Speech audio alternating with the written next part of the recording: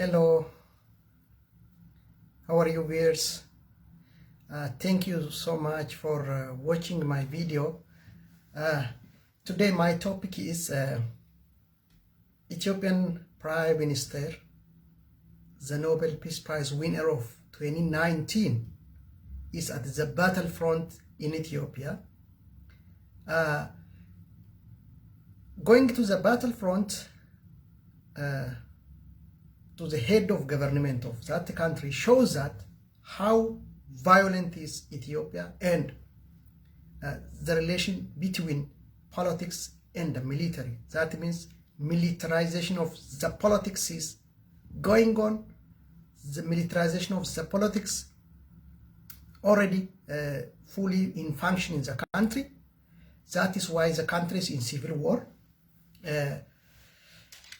It was right if politics and military is separated in every issue, because politics is has its own science, military has its own science. But in Ethiopia, militarization of the politics brought to at this stage where the prime minister of the country is at the battlefront.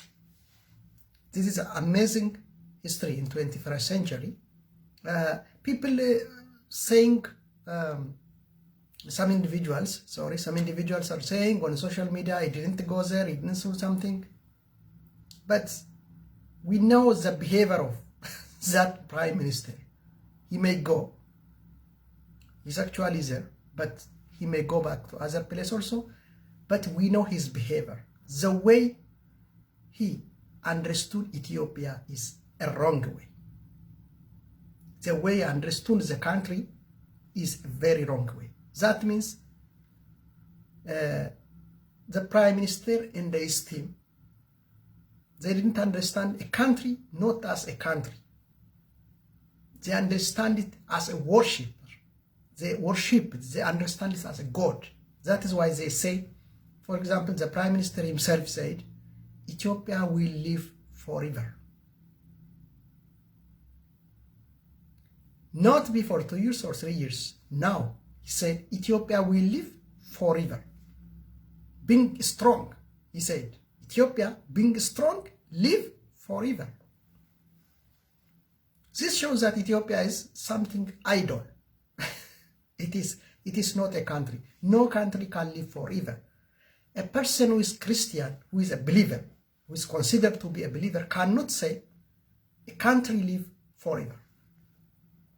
Because countries may be dismantled into different administrations. The name may be changed. Or, as a Christian, we believe the world and this earth will pass. He's considered to be Pentecostal, but he said Ethiopia will live forever, being stronger. This is an idol, and the way he understood that country gave him this commitment. In Ethiopia, we say such individuals, we call them daptaras. Daptaras, I cannot tell you in English. Maybe clergymen, witchmen, I don't know. We can say those daptaras think Ethiopia as an idol. It's not a country. So they say the original covenant between God and the human being is Ethiopia. They say that today Israel, Jew people they are European, they are not Israeli. It is we. But they hate the Jew state. And when do they write something? They oppose the Western countries. They oppose the Israel way. They oppose Arab. They oppose everybody. I don't know who they support. When I tell you this, I grew up in the system.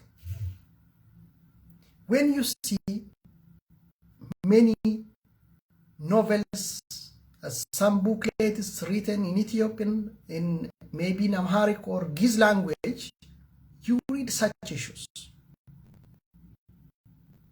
So those are the reason for the war, the conflict in the country most of the time. When one group wanted to modernize that country, those group says, no in this way. You are taking our country to French. They say French to white people. You are taking our country in that way. They don't want the civilization of the country.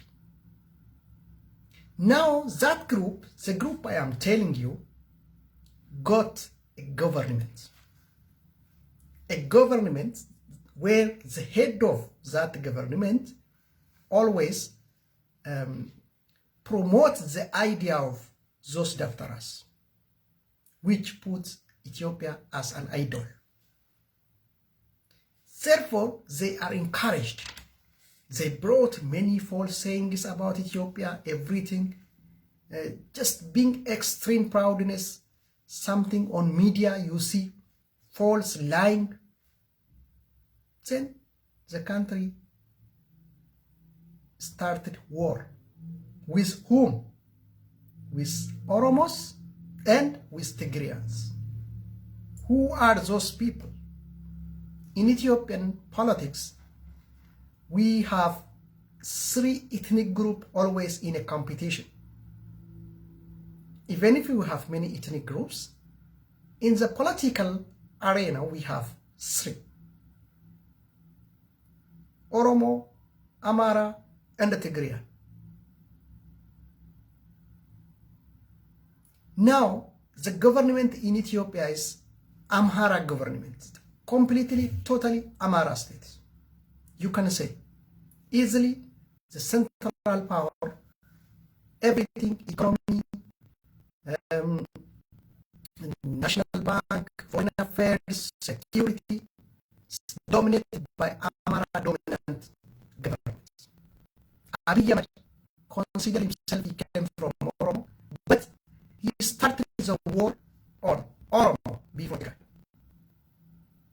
where the western part of the country, which is considered to be more civilized because of the evangelicalism relation with Europe for a long time, it is some civilized and educated area.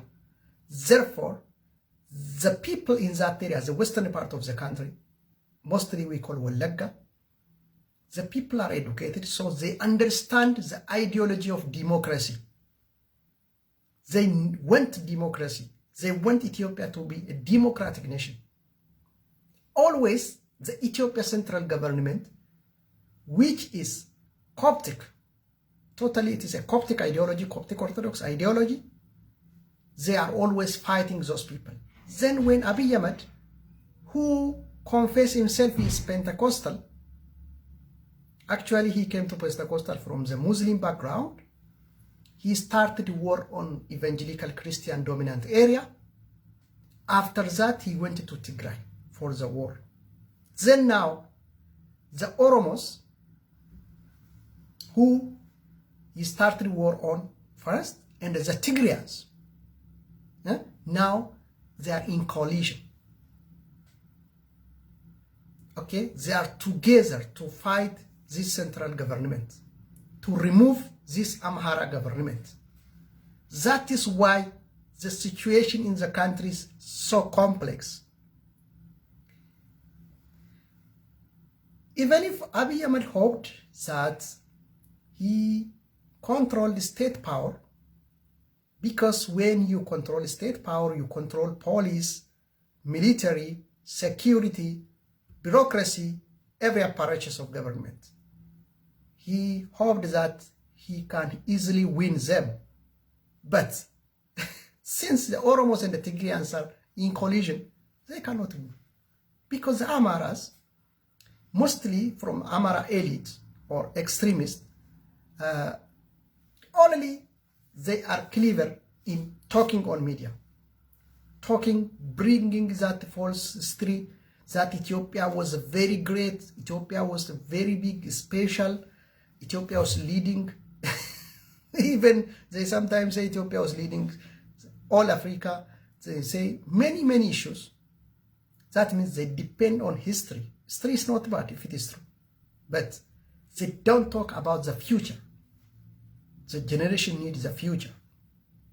We need the future. To think about future, we have to live today. But Ethiopia cannot live even today. Then, those groups, those who are lying, and those who dominated this government, they cannot make any progress in a war. Even in history, they don't have any progression in Ethiopian history. They don't. What they have is only media. What they have is maybe the language, they say it is our language, is official working language of the central government. The only way is this. Otherwise, in developing Ethiopia, they don't have history. They don't have experience. In war, they don't have experience. In a war, Tigrayans have a very good experience. Oromos have good experience too.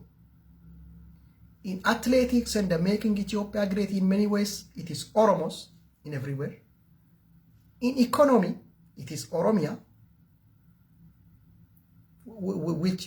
which may be about more than 70% of the country GDP. But those groups, they are a media people. Like, what shall I say, like national theater or showing on media, artists saying something like that, talking in a very good talk. That is what they can. Then Abiy Ahmed attached to those group. Then he couldn't progress in a war. Having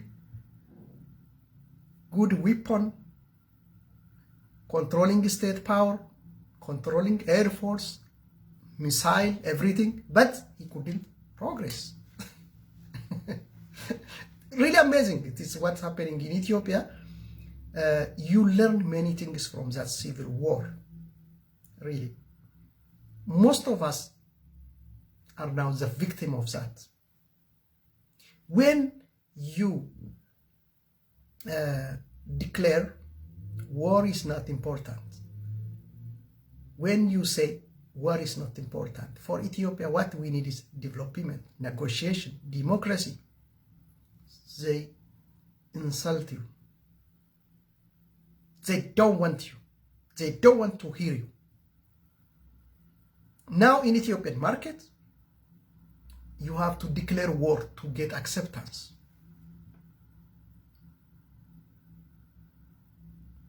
Because in the mind of the people, what the media has been doing for a long time is created. The false, the lying is created. The hate is created. Therefore, what we fear is that civil war may continue even in the future for a long time, because it is so bad for a generation.